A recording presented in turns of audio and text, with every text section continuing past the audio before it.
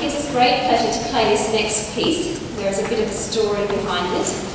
When we were putting this program together, we decided on an international theme, music from all around the world, and Sharon remembered that I have Greek heritage.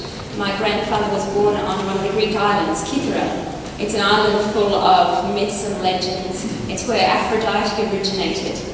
And Sharon thought she'd surprise me and contact a Greek composer and see what music there was for flute and harp. And she just got on Google, as you do, and found Nickos Harizanos. And she contacted him and said, "Where can I buy your pieces? I can see there's some, but I can't find them." And he has been so generous and very kind and wrote back straight away, and he sent us through piles of the music, basically. He's a well-published composer, and he's had works premiered in many countries, but not Australia. So tonight is the first premiere of one of his works. So we've chosen to play The Flight of the Seagulls.